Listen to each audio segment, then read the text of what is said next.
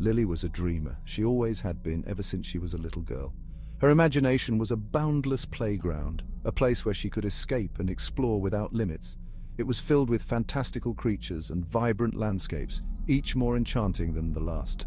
But lately, her dreams had turned dark, twisting her once safe haven into a prison of fear and dread. Every night, she found herself pulled under, drowning in a sea of terror that seemed endless. It started subtly. Disturbing images would flash across her mind as she drifted off, gone before she could grasp their meaning or understand their source.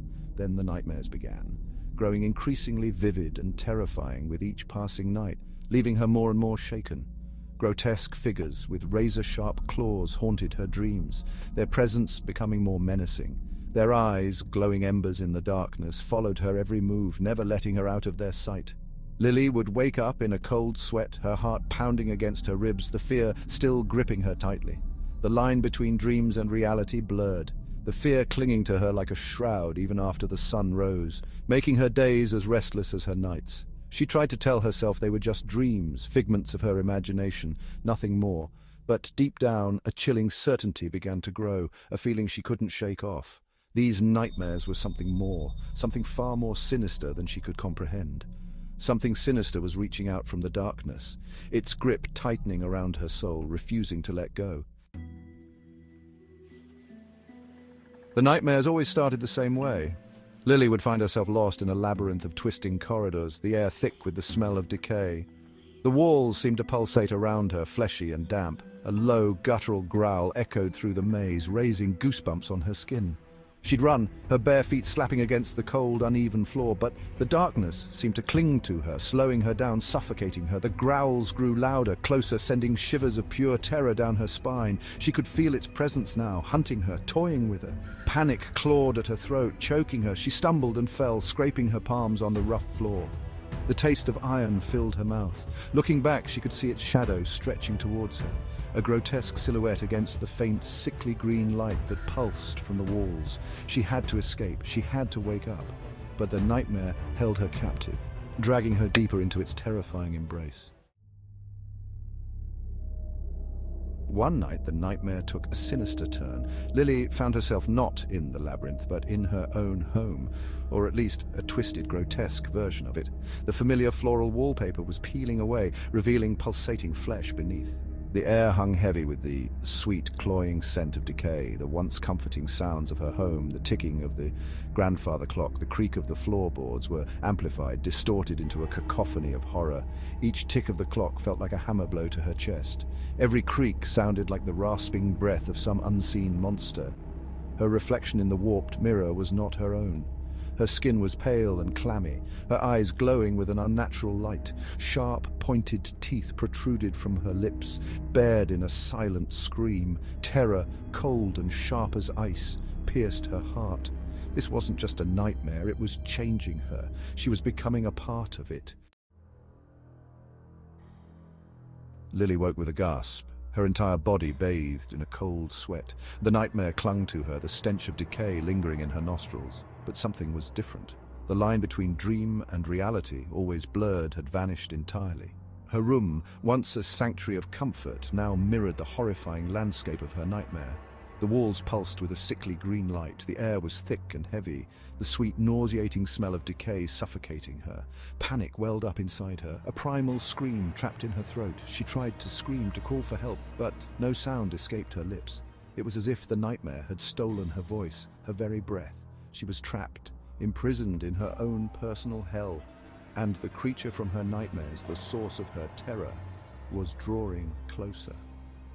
She could feel its presence now, a palpable weight in the air around her, its malevolent gaze burning into her back. Section 5. A Glimmer of Hope. Lily scrambled back against the headboard, her eyes darting around the room, searching for an escape, a weapon, anything that could offer her a chance of survival. Her gaze fell upon the window, a small rectangle of darkness beyond the pulsating green glow. It seemed like the only way out, but it was also a potential trap. Could she escape? Was there even a world outside this nightmare? She had to try. The thought of freedom, however slim, ignited a spark of determination within her. Pushing herself to her feet, ignoring the tremor in her legs, she stumbled towards the window. Each step felt like an eternity, her heart pounding louder with every movement. Her hand, cold and clammy, reached for the latch. The metal was icy to the touch, sending a shiver down her spine, but as her fingers brushed against the cold metal, a blood-curdling growl echoed through the room, freezing her in her tracks. The sound was unlike anything she had ever heard, primal and filled with malice.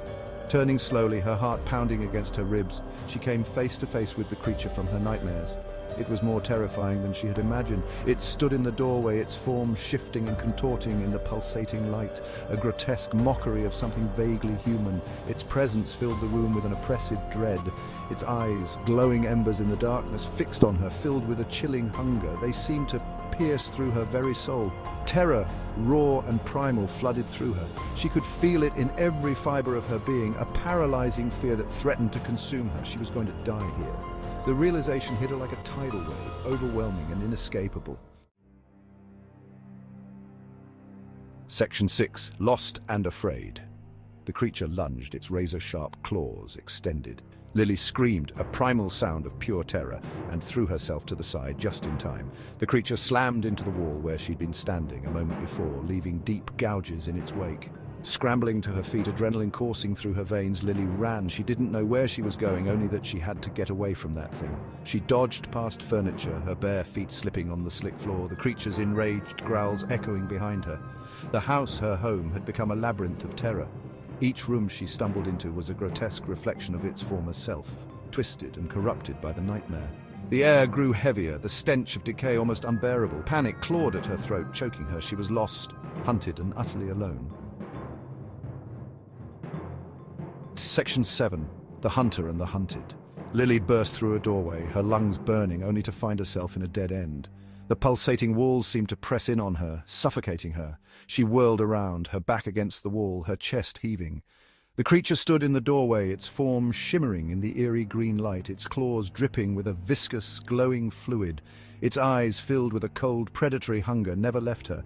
It was toying with her, she realized, herding her like prey. And she, the terrified rabbit caught in the headlights, could do nothing but await her fate. A low growl rumbled in the creature's chest as it stalked towards her, its claws scraping against the floor, each sound a hammer blow to her heart. Lily closed her eyes, tears streaming down her face, and waited for the end. But the end didn't come.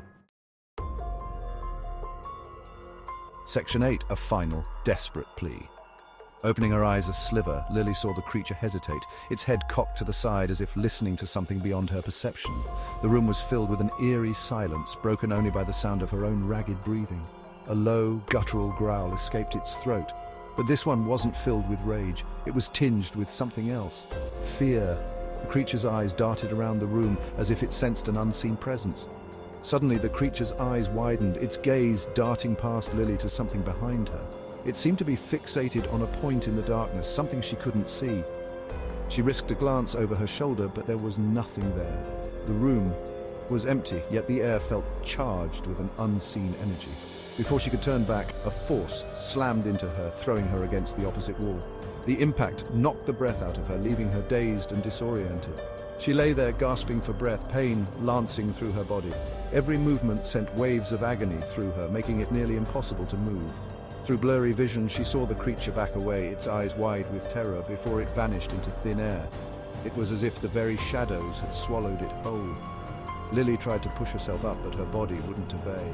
Her limbs felt like lead, heavy and unresponsive. She was too weak, the pain too great. Her vision began to darken at the edges, the room spinning around her. As darkness closed in around her, she saw a figure emerge from the shadows, its form shifting and swirling, its features obscured by the pulsating green light. The light seemed to pulse in time with her own heartbeat, growing stronger as her strength waned. The last thing she heard before the darkness claimed her was a voice, cold and ancient, whispering her name. It sent a chill down her spine, a final, desperate plea echoing in her mind as she slipped into unconsciousness. Section 9. Silence. The house stood silent, bathed in the pale light of dawn. The only sound was the gentle chirping of birds outside, but inside a chill lingered. Clinging to the walls like cobwebs, the air was heavy, thick with an unseen presence. The furniture was overturned, the walls scratched and gouged. Bloodstains, dark and dried, marred the floor, a grim testament to the horrors that had unfolded within. But of Lily there was no sign. The window in her bedroom stood wide open, the curtains billowing gently in the breeze. It was as if something had escaped into the night, leaving behind only a trail of terror and unanswered questions. Section 10, Nightmare's Legacy. The nightmare was over, or was it? The house remained, a silent sentinel at the edge of town. People whispered about the missing girl, about the strange sounds and lights they claimed to have witnessed, but no one dared to venture too close. Not anymore, for they knew, deep down, that the nightmare wasn't truly gone. It lingered still, a palpable darkness clinging to the walls of the old house. It whispered through the empty halls, a chilling reminder that some doors are best left unopened, some nightmares never truly end. Lily was gone, swallowed by the nightmare, but the nightmare itself remained, a hungry shadow waiting for its next victim, a chilling testament to the darkness that lurks beneath the surface of our world, waiting for the opportune moment to break free.